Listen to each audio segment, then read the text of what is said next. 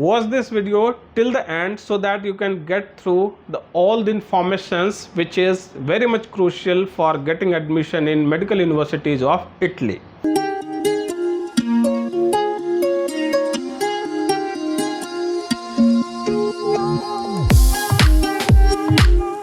Hello friends, welcome to Merit Pathshala. Today I am going to discuss about the most awaited examination, that is IMAT 2023. So as you know well that your test is on 17th of October and you have got the test center and everything in your possession. So you have to move to the test center on 17th October to write your IMAT test 2023. So in the very same context, what I want to just suggest you that you should get through all the checklist of the test, what you have to do on the test day, and if you haven't got those things then you will not be able to write the test of IMAT. So irrespective of getting everything, if you don't have some important documents with you, you will not be allowed to enter the test center or the examination hall.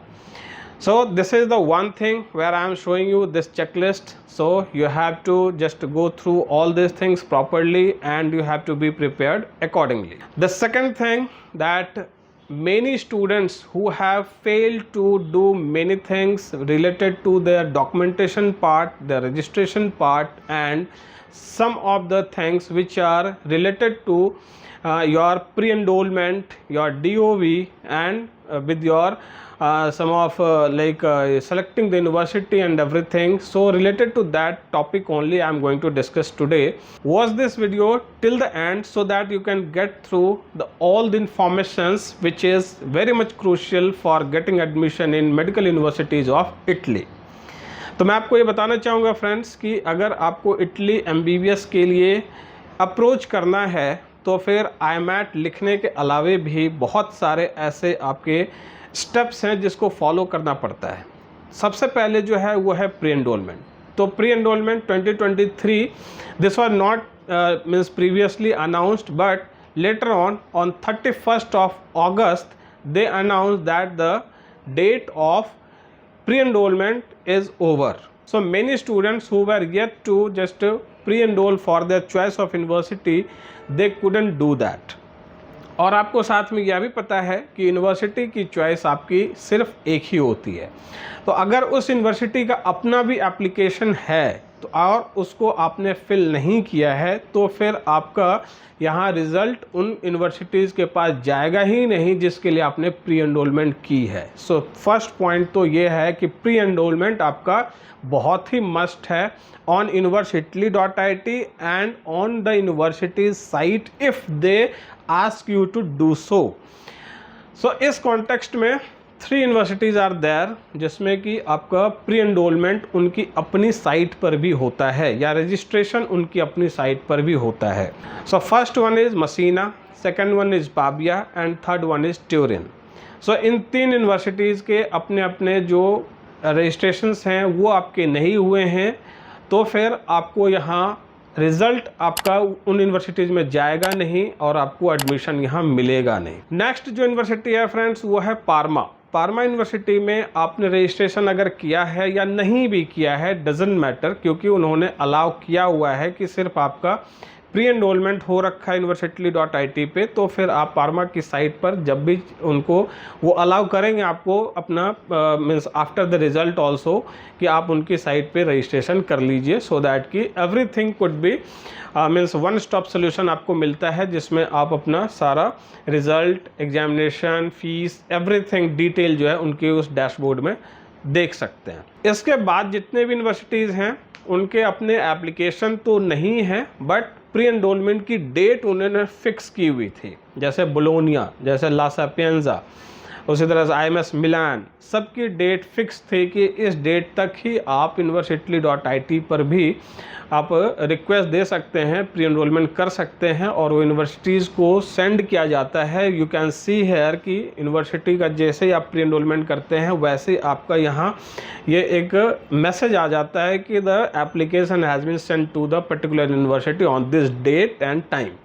So accordingly you will get your result, your ranking, admission, fee payment, scholarship amount, everything will be done by then only.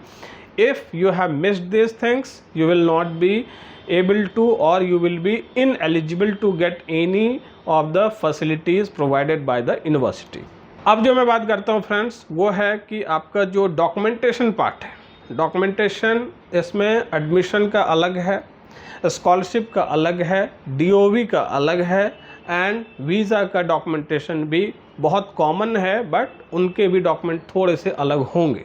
Now if you haven't prepared your documents for the visa purpose, for the डीओवी purpose, तो फिर आपका यहाँ पर अभी और time लगने वाला है, क्योंकि इट्स नॉट दैट ईजी कि आपका डॉक्यूमेंटेशन जो है वो आप पीछे 1-2 महीने से अगर उसको नहीं करवा रहे हैं तो फिर वो हैफाजतली ऐसा नहीं होता कि भाई 1 डे प्रोसेस में सब कुछ हो जाएगा. डीओवी की चेकलिस्ट अलग है, एडमिशन की चेकलिस्ट अलग है, and this varies university to university also. So DOV अभी एक ऑल्टरनेट ऐसी दी गई कि भाई डीओवी के बदले आप चीमिया भी कर सकते हैं, बट चीमिया 2024 सेशन तक अब नहीं हो रहा, इसलिए डीओवी पे भी सारी डिपेंडेंसी आ गई है. इसी बीच में एक यूनिवर्सिटी मार्चे, जो कि आपका लास्ट ईयर ही इंट्रोड्यूस हुआ for English medium MBBS program के लिए, तो उन्होंने एक फॉर्म दिया है स्टूडेंट्स को ईमेल के through, so they can have this proxy as a DOV certificate for time being. So उसको अपलोड भी करना होता है स्टूडेंट्स को. तो ये सारी जो क्रिटिकल इन्फॉर्मेशंस है जो आपके लिए इम्पॉर्टेंट है, अगर ये सारी चीज़ें आपसे नहीं हुआ है तो फिर यू फॉरगेट दिस कि आपको यहाँ पर इजीली वीज़ा मिल जाएगा. एडमिशन होने के बावजूद आपका, आई मीन टू से कि आपका अगर यहाँ IMAT में आप सक्सेसफुल हो भी जाते हैं, आपको यूनिवर्सिटी कॉल भी कर रही है, तो भी आपके विदाउट दीज डॉक्यूमेंट्स आपको वीज़ा नहीं मिलता. एंड यही एक टैबू जैसा बन गया है इटली के नाम पर कि वीज़ा रिजेक्शन होता है. तो रीज़न्स बहुत सारे होते हैं फ्रेंड्स जिसमें वीज़ा रिजेक्शन होता है, लेकिन उसके पीछे अगर स्टूडेंट की मेहनत नहीं है, उन्होंने प्रॉपरली गाइडेंस नहीं लिया है, असिस्टेंस नहीं लिया है, so they fail to get the visa. And on time चीज़ें नहीं करने से आपके डेट्स भी मिस हो जाते हैं. और इटली के केस में चाहे वो एडमिशन हो, चाहे आपका स्कॉलरशिप हो, या फिर डीओवी का प्रोसेस हो, एनीथिंग, तो फिर उसमें डेट्स का बहुत बहुत क्रूशियल रोल है, इम्पॉर्टेंट रोल है. अगर वो आपका मिस हो रहा है देन यू आर नोवेयर, फिर आपको परेशानियां झेलनी पड़ती है. ये इंडिया के जैसा नहीं होगा कि हाँ 2 दिन के लिए जो है सो डेट बढ़ा देंगे, या फिर कोई ऐसा बहुत कम टाइम देखा गया जिसमें कि यूनिवर्सिटीज़ अपने डेट्स इंक्रीज़ करती है. जैसे स्कॉलरशिप में लाजियो डिस्को जो था, ला सेपिएंजा के लिए, रोमा टीवी के लिए, उन्होंने अपनी डेट 1 वीक के लिए बढ़ाई थी, बट वो भी बहुत ही मीन्स एक जब उनकी तरफ से कुछ गलतियां हुई थी तभी डेट बढ़ाई गई थी. सो ये आपको बहुत ही अपने ब्रेन में मैप करके रखना पड़ेगा कि हमें IMAT लिखने के अलावे जो चीज़ें करनी है उसका एक टाइम फ्रेम बना हुआ है, और वो चीज़ तभी आपसे हो सकता है जब आपके पास उसके बारे में प्रॉपर नॉलेज हो. तो इसके लिए हमें दिए गए नंबर्स पे फ़ोन करिए, डिस्कस करिए, सो दैट कि आप टोटली अवेयर रहें चीज़ों से, आपका कोई भी चीज़ मिस नहीं हो. डॉक्यूमेंटेशन प्रोसेस में अभी भी आप कहीं मिस हो रहे हैं, नहीं हुआ है आपकी चीज़ें, आपको चेकलिस्ट से मैच करना है कि आपने किन चीज़ों को अभी तक किया नहीं है, सो दैट कि आप उन चीज़ों के लिए हमसे डिस्कस करें और हमें कॉल करके ये हमसे सर्विस भी लें, असिस्टेंस भी लें कि आपका successfully MBBS admission and MBBS career, medicine career Italy में प्रॉपरली हो जाए. तो लेटेस्ट अपडेट के लिए for IMAT and Italy MBBS and other courses, do call us and subscribe this channel for latest update on all the information related to MBBS abroad and MBBS in Italy. Thank you so much for watching.